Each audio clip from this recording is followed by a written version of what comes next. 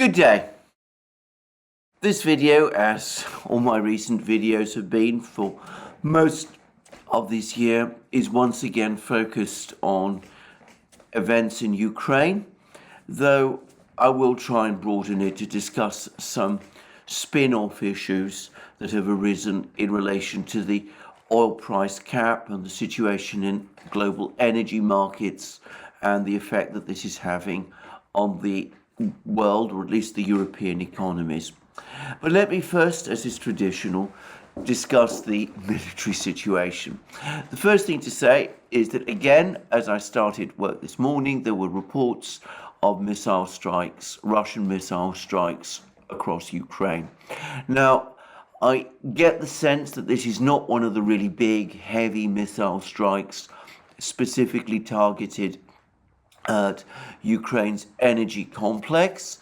It seems that the Russians have also now increasingly been targeting Ukraine's air defense system, concerning which, by the way, Vladimir Putin himself, Russia's president, has come out and said that he is 100% confident that the Patriot missile system that the United States says it is going to be delivering to Ukraine at some point over the course of the next few months, that will indeed be destroyed by the Russian military at some point after it arrives. So, and by the way, about that, I'm sure he's right. But anyway, there's been more Russian missile strikes. I don't think this is specifically an attack on the Ukrainian energy system. I think it's a more, shall we say, mixed strike, and I suspect fewer missiles than in some of the big strikes we've seen it involved. But having said that, reports are still coming in, and I will discuss it in more detail in my next video when there is more information. I will say a few things about the general situation with these missile strikes. Firstly, it's clear that the damage done by the previous missile strikes to Ukraine's energy system is already permanent, and it is already causing very severe disruption in terms of constant blackouts and power outages across Ukraine, which the Ukrainian authorities cannot, it seems, bring to an end, at least not any time soon. So there is that effect already there. And it does also seem to be having an effect on the purported purpose of these missile strikes, which is interrupting the movement of troops and supplies across the Ukrainian railway system, which relies principally on electric traction. Now, I say that there are a couple of photos appearing about 2 days ago of Ukrainian trains using old Soviet-era steam locomotives from the 1950s and before. Extraordinary things to start seeing again operating once more on railways, a modern railway system, or a formerly modern railway system. Anyway, it does seem that Ukraine has had to brush out some of these old steam locomotives, presumably from stores or museums or wherever they were, because electrified trains are having difficulties moving. Now, I should say that I'm not entirely confident about the provenance of these photos, and it may be, of course, that these photos are, shall we say, something that has been produced by the Russian side to make it appear as if the situation in Ukraine is worse than it actually is. But on balance, I think that they are genuine photos, and we are apparently seeing steam locomotives being brought out for use in Ukraine. Anyway, that's all I'm going to say about that. There's also been quite a lot of information from the battlefronts, and in my previous video I said that there was evidence that some kind of Ukrainian counterattack in Donbass is either underway or being planned. Now, there were reports, principally on Monday, that the town of Kremennaya in northern Donbass, which has been a target of Ukraine, of the Ukrainian military ever since the Kharkiv counteroffensive of September. The Kremennaya had been captured by Ukraine. Now, I think that is now conclusively established as being untrue. It does seem, however, that Ukraine is making a serious attempt to capture Kremennaya and perhaps Saratovo, and that there are battles going on in that area. And yesterday we had a comment from an official, Andrei Marochko, who is an official, a military official of the Lugansk People's Republic, and he said the following: the enemy continues self-destructive attempts at storming our positions. Literally now information has come that the enemy suffered huge losses upon its assault in the area of the communities of Novolyubovka, Nevskoye and Makeyevka. Now, as I understand it, these are areas reasonably close to Kremennaya. Estimates show over 170 Ukrainian militants. Russian military language tends to refer to Ukrainian soldiers as militants. Over 170 Ukrainian militants were eliminated. And then he goes on to say that Ukrainian troops continue attempts at breaking through the defensive line despite weather conditions and difficulties with logistic supplies, but the Russia-Donbass allied forces are successfully repelling all attacks. In that area on the front line, near the communities of Saratovo and Kremennaya, the situation is tense and complex, but has not undergone any significant changes. However, Marochko then went on to say that due to Kremennaya's location, the Ukrainian command views this direction as a priority for an attack. Currently, the advancement is possible from 3 directions at once, from the northwest, west and southwest of the populated locality. And he went on to say that the current adverse weather conditions do not impact on Ukrainian logistics, specifically in the area of Kremennaya, because of the sandy soil and evergreen woods around the town may camouflage Ukrainian personnel and equipment. So clearly there's a lot of fighting going on in this area, but so far no Ukrainian breakthrough, or at least that is what Marochko is telling us, and I think this is correct. By the way, there were reports yesterday which were floating up on certain Russian channels that a Ukrainian attack on Kremennaya had been repulsed and that Ukraine had suffered losses of up to 1,000 men. Well, I think that this is certainly an exaggeration. As we see, Marochko does speak about a Ukrainian attack, but he puts the number of Ukrainian troops, who he says were eliminated, not at 1,000 dead and wounded, but at 170. So a much more realistic total overall. So clearly some kind of a fight is going on around this area, but so far there's been no breakthrough. And I'm not going to make any predictions, having no ability to do so. I'm not on the spot. All I will say is that Ukraine has been launching attack after attack on this area of Kremennaya and Saratovo for many, many weeks now, without making any significant impression. Now, having said this, I must make an observation about a report, the latest report from the British Ministry of Defence. The British Ministry of Defence is making the same point about Bakhmut. It says that the Russians have been making attack upon attack on Bakhmut, but they've not managed to capture the place despite heavy losses. Well, I do think there is a difference, and I'll tell you what this is. And that is that I don't think anybody who has been following this war objectively seriously doubts that Ukrainian losses in trying to capture Kremennaya and Svatovo have been substantially greater than Russian losses, probably multiples greater than Russian losses. By contrast, in the fighting in Bakhmut, and despite what the British Ministry of Defence is saying, the clear consensus amongst pretty much all the other observers is the diametric opposite, that it is Ukraine that is suffering by far the heaviest losses trying to defend Bakhmut, whereas the Russians are suffering fewer losses.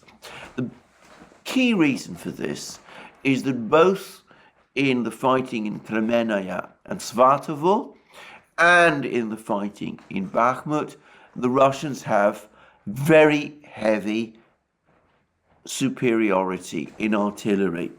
So what is happening in both places, in both Bakhmut and in Kremennaya Svatovo, is that Ukrainian infantry drive up to the battlefield on light trucks and generally wheeled armored vehicles, lightly armored vehicles. They then try and launch infantry attacks on Russian positions. The Russians pick up these attacks, launch artillery strikes and sometimes airstrikes upon these Ukrainian forces. And that explains why the Ukrainian losses in both places are heavier than the Russian losses, both in the area of Kremennaya, Svatovo, where the Ukrainians are on the attack, and in the area of Bakhmut, where the Ukrainians are on the defense. Now, on that topic of Bakhmut, there were some more reports about the fighting there yesterday. Again, these are Ukrainian claims. They claimed that the two settlements of Kurdymovka, I may be getting the pronunciation again completely wrong, and Yakovlivka have been recaptured from the Russians, and that the Ukrainians have made some gains in Opytnoye at the expense of the Russians. This is a heavily contested village which the Russians have been trying to capture for some time.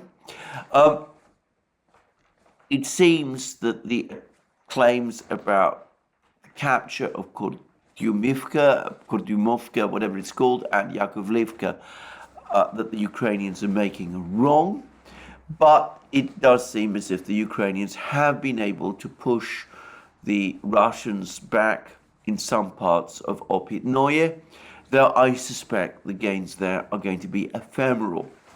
The Russians, for their part, there are claims from the Russians, or at least from some Russian sources, that another important village called Bakhmutskoye, which is actually near Solidar and which must not be confused with Bakhmut itself, that Bakhmutskoye has largely fallen under Russian control. Well, I am not going to corroborate that claim, but it does seem that the Ukrainian claims of big advances in the area of Bakhmut are probably wrong. So there is clearly some kind of attempt by the Ukrainians to try and launch a kind of Christmas New Year push, but so far, for the moment, it doesn't appear to be achieving a great deal. Now, elsewhere, continue to be more information about Russian advances in the area around Donetsk city, in places like Marinka, which is now largely or almost completely under Russian control. And I mentioned that about a week ago, the Russians had also captured another village called Vodyanoye. And it seems that the Russians are now also starting to develop some kind of advance on a large village or small town called Krasnogorovka. Now, there was a rather interesting analysis by a Russian commentator, and I want to stress this is a Russian commentator, Boris Rozhin, who writes under the name of Colonel Kassad. Anyway, he has provided a table showing the locations of the Ukrainian artillery which has been carrying out the shelling of Donetsk city. And to my surprise, it turned out that most of the shelling does not come from Avdiivka, this town of 30,000 people, which is the main Ukrainian base near Donetsk, but rather from Krasnogorovka. This is the single place where the Ukrainian artillery and missile rocket systems are based, which have been carried out the heaviest shelling of Donetsk city. Now, that's not what I'd assumed before, but I've no doubt that Boris Rozhin is correct. As I said, he is a Russian commentator. I believe he's based in Sevastopol. He's a person, by the way, of strong communist beliefs.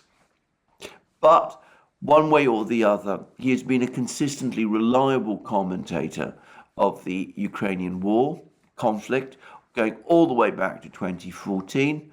And whatever one's views about his political beliefs and his obvious biases, that doesn't, in my opinion, have any effect on his reliability as a reporter of events and as a commentator on them. So when he says that the heaviest artillery concentrations against Donetsk city are based in Krasnogorovka, I am sure that he's telling the truth. Now, that does suggest that the Russians are closer now to disrupting Ukrainian artillery attacks on Donetsk city than I had appreciated. So it may not need the encirclement of Avdiivka, though that does look increasingly likely. But it does not need the encirclement of Avdiivka for the Russians to be able to significantly reduce shelling of Donetsk city, provided they're able to capture Krasnogorovka. Another point, by the way, that Boris Rozhin made is that most of the shelling now is carried out by Grad missile launchers. Well, that's been widely known for a long time. Also, some M777 howitzers that are based in Krasnogorovka, but mainly from D30 Soviet-era 122mm howitzers. These are lighter guns. They're not as heavy as the 152mm guns, which have been the principal artillery, heavy artillery, used by both sides in this conflict, at least until Ukraine started to receive Western 155mm artillery, like the M777 howitzers. And Boris Rozhin makes the, I think, entirely valid point that the fact that Ukraine is now having to use lighter artillery to shell Donetsk city suggests that Ukraine has indeed run out of Soviet caliber 152mm ammunition, despite the attempts of the United States and Ukraine's Western allies to trawl around the world trying to find shells in unlikely places like Sudan and Morocco and wherever. So that's, it seems, where we are on the battlefields. Overall, a relatively stable situation. Russian forces still incrementally pushing forward in Bakhmut, perhaps making some significant progress in Soledar. The Ukrainians making claims about places that they've captured, which are certainly premature and in fact wrong, but which do perhaps give us some insight as to where the Ukrainians may be intending to make their next attack. Now, I would say that a point which various commentators have been making is that these attacks, these attempted Ukrainian attacks along the Kremennaya line and near Bakhmut, and the deployment of more and more Ukrainian troops to try to hold Bakhmut, apparently at any cost. What they are doing is that they're causing Ukraine to redeploy forces from all sorts of other places and weaken potentially Ukrainian positions in all sorts of other places as they try to hold on to their positions in Donbass. And this, of course, plays straight into the approach taken by General Surovikin, who said that he would build all of these fortifications, fortify Russian lines, and grind the Ukrainians down. And he probably feels that's exactly what's happening. The Ukrainians are reinforcing places where the Russians are strong, weakening their positions in places like Zaporozhye and elsewhere, and that this is actually working according to Surovikin's plan. Well, that may be true, but that's what I'm hearing. And I'm hearing something else. There's an awful lot in the Western media about the very heavy Russian shelling of Kherson city, and lots of complaints and anger in the Western media about the shelling of Kherson city. I would take that a little bit more seriously if the Western media and Western commentators had shown any interest at all in Ukrainian shelling of Donetsk city, by the way. But there we are.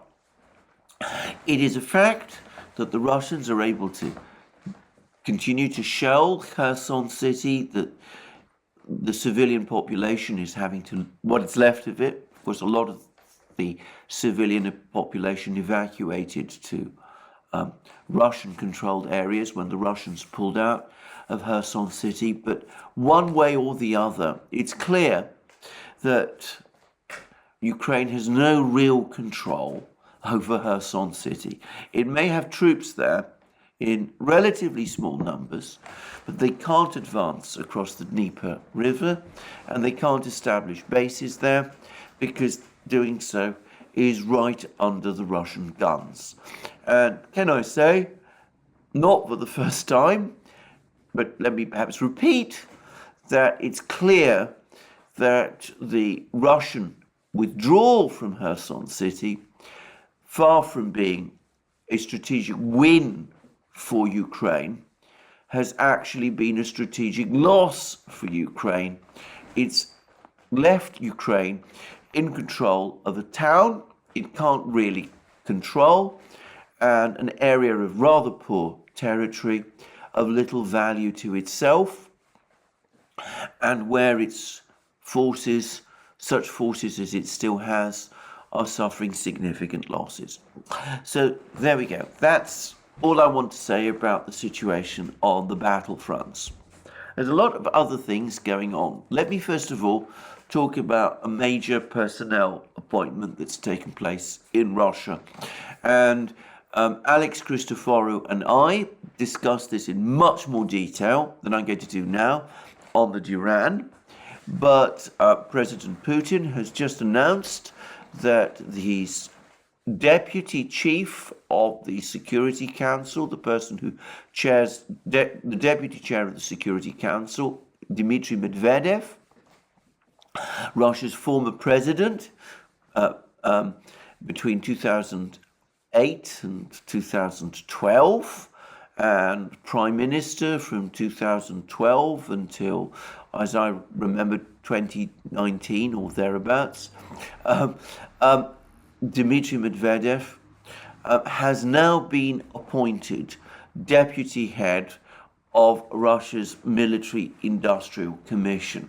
Now, this is the entity chaired by Putin himself, which supervises the work of Russia's military-industrial complex. Now, it's been clear to me for some time that over the course of this military operation in Ukraine, Medvedev has been in overall charge of the military-industrial complex. Putin has now made a decision to formalize that by appointing Medvedev deputy chair of the Military Industrial Commission. Now that tells me at least two things. Firstly, that Putin is satisfied with the way Medvedev has done his job.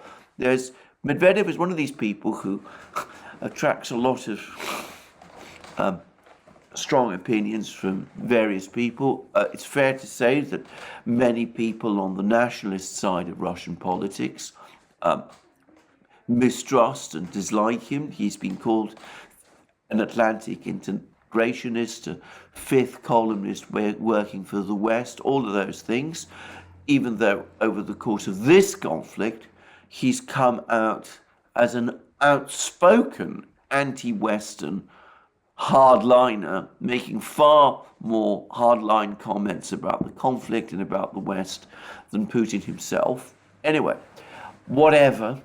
The fact is, Putin clearly trusts him, and Putin clearly believes that he is doing a good job supervising the work of the military-industrial complex.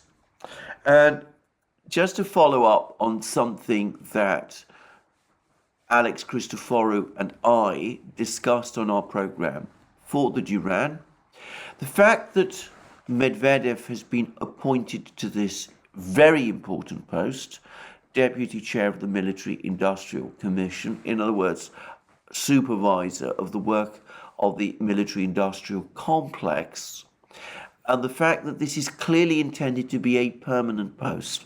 In other words, Medvedev will retain this post once the conflict in Ukraine has ended. It's not purely time limited to this conflict itself. All of this is starting to indicate that Medvedev may succeed Putin as president whenever it is that Putin, over the next couple of years, whenever it is, decides to quit the scene. Putin, by the way, could in theory, in 2024, where the next presidential elections are due in Russia, he could stand again for a further 6-year term, and for a further 6-year term beyond that. He could remain Russia's president for a further 14 years if he chose. But perhaps that's not his choice. Perhaps he's anticipating leaving the scene sooner. Perhaps, as the Chinese newspaper Global Times speculated, Putin intends to wrap up the problem of Ukraine by the time of the 2024 election and step down then, which I think would be highly likely, by the way. It was what the Russian constitution originally intended. In which case, Medvedev does look like a strong candidate to succeed Putin, just as he succeeded Putin for one term in 2008. And Medvedev would then become president for 6 years. He's already served one term. I think he would be limited, therefore, to one term, though I might be wrong about that. I'm not sure about the current presidential term limits in Russia. But anyway, he would then be Putin's successor. Now, that brings me back to that meeting in Beijing between Medvedev and Xi Jinping, the one that took place a couple of days ago, in which Medvedev turned up in Beijing with a letter from Putin. Xi Jinping met Medvedev one-to-one and gave Medvedev in return a letter which Medvedev passed on to Putin. I wonder now whether what happened, the purpose of that meeting, was to introduce Medvedev to Xi Jinping as Putin's eventual successor. Just saying, I'm not sure about this. Maybe that was what was in Putin's letter to Xi Jinping. maybe Xi Jinping's letter in response was some kind of, shall we say, imprimatur, some kind of indication that Xi Jinping was grateful to Putin for keeping him informed about these key personnel developments in the Kremlin, and that he looked forward to working with Medvedev in future. I'm just saying all of this. We'll see how it all turns out. Maybe things will change. Maybe even if that is the plan, maybe that plan will have to be modified in light of current events. But if things turn out this way, I, for one, would not be surprised at all. And by the way, and for the record, and I have written extensively about this in the past and commented about it, I don't think Medvedev has at any time in his life been either an Atlantic integrationist or a fifth columnist or inclined to the West in any particular way at all. But anyway, that's a big subject to be discussed some other time. So anyway, that's one important development, or potentially important development. The other is that Putin has now published or signed an executive order banning the sale of oil, Russian oil, to countries that apply the oil price cap. Now, I don't have the text of the executive order itself, but there is a summary of it, which has been provided by the Kremlin, and it reads as follows. The executive order has established that in connection with the ban imposed by the United States and other foreign countries that sided with them on the transport of Russian oil and oil products and related services, which is applied if the price of Russian oil and oil products is above the limit established by said foreign states, price limit mechanism, i.e. the oil price cap, Russia bans the sale of oil and oil products to foreign companies and individuals if the contracts on these sales include the use of this mechanism directly or indirectly. The established ban applies to all stages of sales up to and including the final buyer. So what this tells us is that from now on, Russia will not sell oil to countries that apply the oil price cap. Now, what's actually happening is quite curious. And first of all, there's been an interesting article about this in the Financial Times. And it says Russia has shrugged off the oil price cap, which primarily targets insurance for the oil shipments, and has assembled a shadow fleet of vessels that continues to ship its oil in response.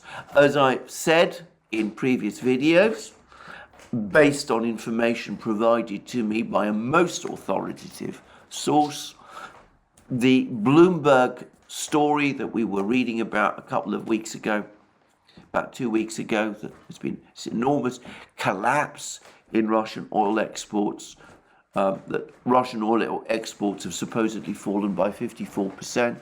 That claim has turned out to be completely untrue. And the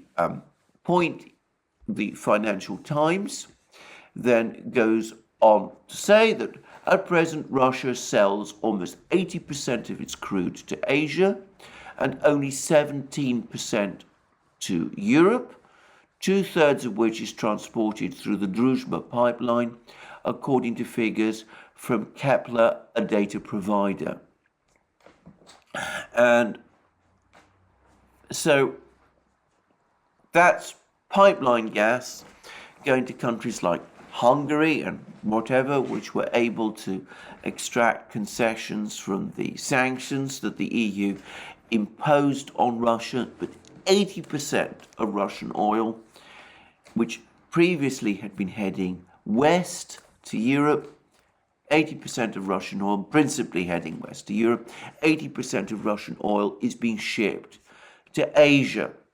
Now, as Putin and others are pointing out, at the moment, Russian oil being shipped to Asia is making less than, is anyway trading for less principally than $60 because of the level of the oil price. The oil price has been depressed over recent weeks, and again, as the Financial Times says, after Western nations moved to wind down their purchases of Russian oil and gas, Urals, that's Urals blend, that's the major Russian blend of oil exported to Europe, to the West. Urals is commonly sold at levels below the cap. Russia has offered generous discounts for the main importers of its oil, India and China. So, for the moment, the Indians and the Chinese are buying oil mostly at below the cap, though some Chinese importers are buying oil from Russia above the cap.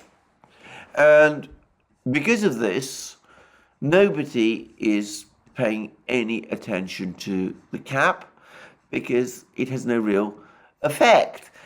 It's not in effect affecting Russia's oil sales at all, because some countries like China and India are buying oil from Russia at whatever price they choose, which is anyway below the cap. And the Financial Times is saying that at least 7 crude oil tankers sailing from Russia to India are doing so with Western insurance because they're selling oil at less than $60 a barrel anyway. Now, the point is that it is universally believed that the oil price is going to rise over the next couple of months. The Chinese economy is now opening up, and Chinese demand for oil is going to grow. There are apparently limits on production of oil because of long-standing problems in investment in oil. Oil investment in producing oil has been running down now for some years, and this is affecting the ability to produce oil. The shale revolution in the United States has run its course. Oil production there has hit a plateau and is, in fact, if anything, probably going to start falling fairly soon. And there is likely to be, before long, also, by the way, a shortage of natural gas, even LNG. So, oil prices soon are going to start rising. And they're going to start rising, pushing up the price even of discounted oil, Russian oil, above $60 a barrel. So what do the Western powers do at this point? Do they continue to apply the oil price cap? Do they cease to buy Russian oil even as oil elsewhere becomes more expensive? And by the way, what do Asian suppliers do? Do they buy oil from the Russians at more than $60, at the $60 cap? And do they then resell it to the Europeans at a higher price? Well, we will see. But this decree that Putin has implemented is actually quite interesting, because one of the things that it does is that it gives him the power to grant special permission to sell oil and oil products in certain circumstances, even if certain purchasers comply with the cap. And I'm going to tell you what I think this whole decree is all about. What the Russians want to do, obviously, is that they want to sell oil to India and China at the highest possible price. So if, let us say, in a few weeks' time, the price of Russian crude is $70, $80 a barrel, they want to be able to sell that at that price to the Indians and the Chinese. And of course, if the Indians and the Chinese then want to resell that oil to Europe at a still higher price, so say $90 a barrel, well, the Russians don't want to stand in the way of that, because that increases the general trade in oil from Russia to its principal importers, China and India. And so even though the end buyer of that oil, Europe, would still in theory be applying the oil price cap, even though it would be buying its oil from India and China instead of directly from Russia, well, in that kind of situation, Putin is prepared to provide a waiver. He's able to say, well, look, you're buying our oil at a commercial discount. We're not going to worry about the fact that you're selling our oil for a higher price in Europe, because we're not selling to the Europeans anymore. But what Putin does not want, what the Russians do not want, is something else happening. They do not want the Chinese and the Indians, especially the Indians, turning around and saying to the Russians, well, we understand that the market price for your oil is $70, Russia, but we're only prepared to buy it at, say, $59, because this is, commercially speaking, to our advantage. In other words, for less than the oil price cap. And or perhaps for an even lower price, maybe higher than $59, higher than $60, but less than the discount that the Russians themselves are prepared to offer. What Putin then says, well, look, if you're trying to take advantage of us in that way, because there is this oil price cap hovering in the background, well, in that case, we're not prepared to sell oil to you. And that's what this provision, this decree does. It says that if you're going to buy our oil in any way influenced by the oil price cap, trying to use the oil price cap to reduce the price so that you can then resell our oil to Europe, well, we're not playing along. And that's, in my opinion, the purpose of this decree. I think the Chinese and the Indians understand that perfectly well, and for that reason they will work with the Russians, because they will still be able to buy oil from the Russians at a discount, only it will not be the kind of extreme discount that the oil price cap is trying to engineer.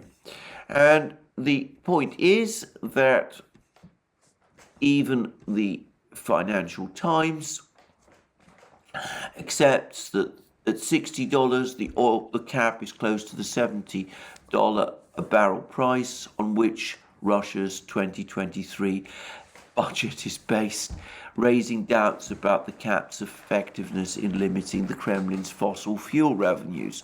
In practice, as I said, oil prices are certain to rise, and I suspect that over the course of 2023, the oil price cap, in all its realities, will essentially collapse. The Russians will be selling their oil at around $70 a barrel, or even more, depending on how high oil prices go.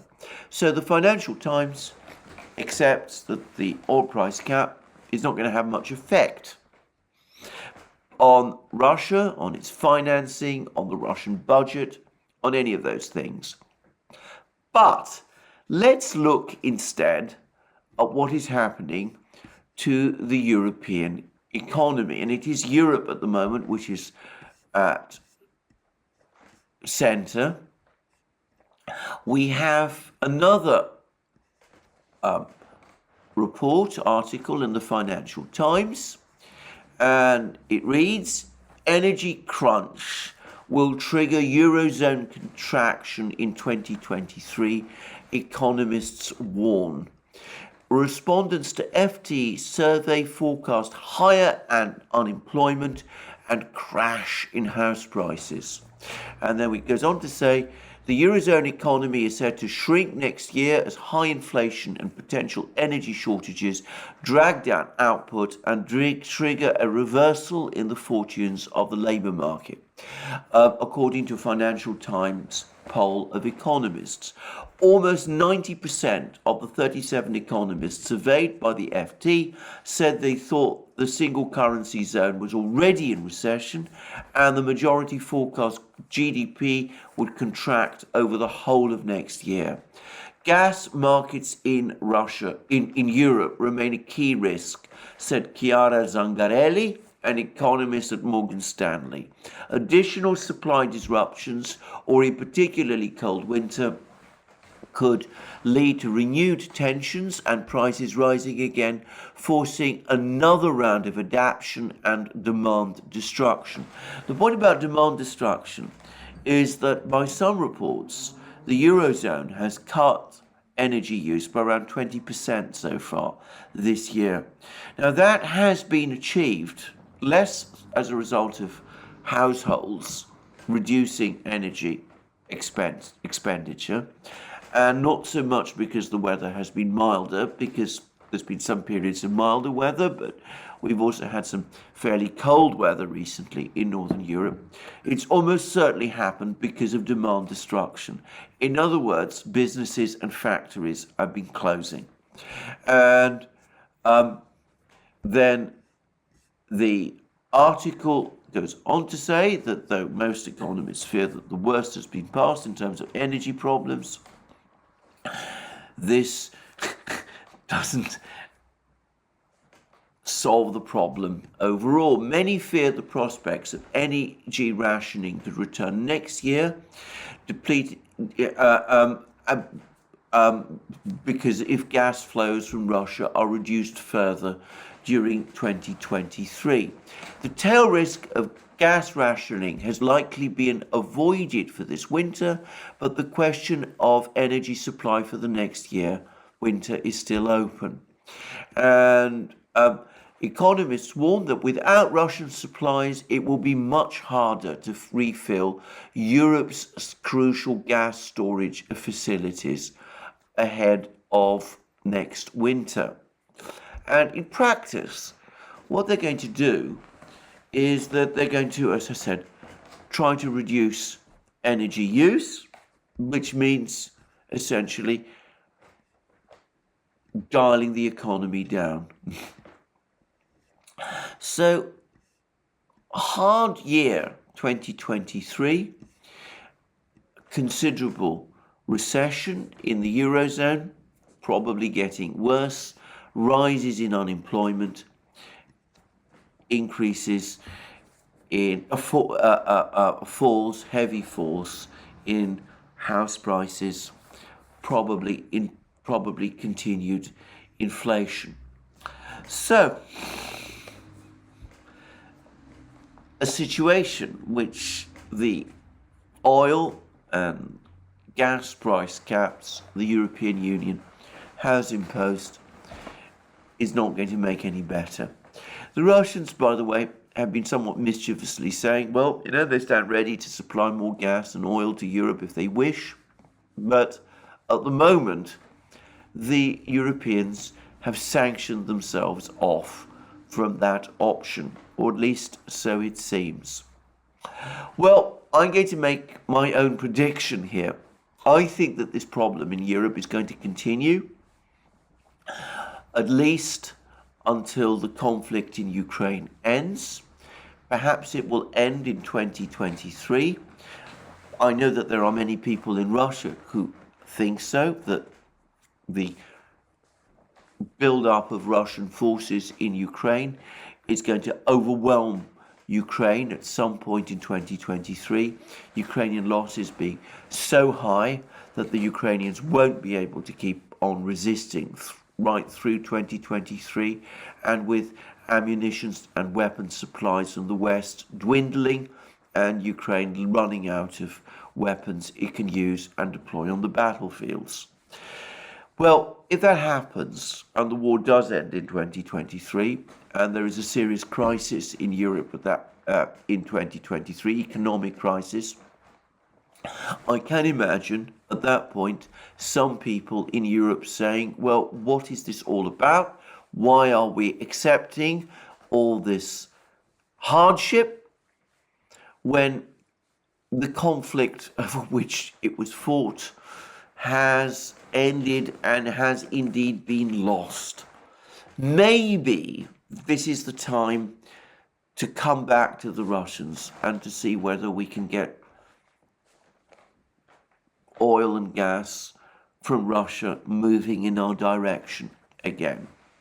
And Europe has been heavily buying Russian LNG. At the moment, as I said, the LNG the Russians have been selling to the Europeans is priced lower, it seems, than the gas price cap. But then nat gas prices are likely to rise also. So that may not be the case for very long.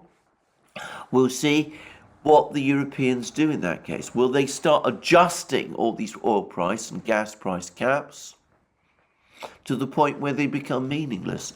The mechanisms allow them to do that, by the way, but they can just go on raising the caps, matching oil prices, and then in effect allowing this whole oil price, gas price thing to fade away into the absurdity that it really is.